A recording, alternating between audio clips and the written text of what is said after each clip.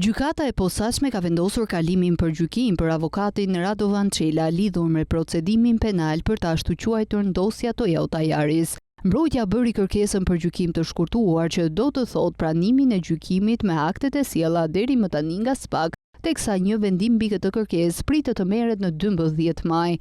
Avokati Radovan Çela akuzohet për korrupsion dhe ushtrim të ndikimit të palishëm ndaj funksionarëve të drejtësisë. Sipas akuzës, Çela dyshohet se ka ofruar përfitime të palishme për të ndikuar në vendimmarrjen e funksionarëve të drejtësisë.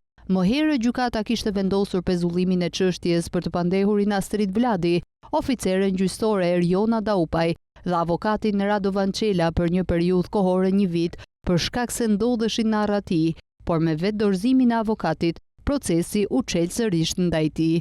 Hetimi nisi mbi bazën e të dhënave të Sky ECC që e vënë në dispozicion nga autoritetet franceze, ku mes të pandehurve u zbuluan komunikimet për disa çështje mes të cilave edhe ajo e Toyota Yaris. Dosja në fjalë lidhet me sekuestrimin e 3.4 milion eurove të fshehura në 2 automjete tip Toyota Yaris në portin e Durrësit, një çështje e cila ka përfshirë disa emra të njohur të drejtësisë shqiptare. Sipas SPAK, avokati Çela dhe prokurori Zarka kanë ndërhyrë dhe për çështjen e Suel Çelës për të shliruar pasuritë e sekuestruara në kuadër të operacionit Forca e Ligjit.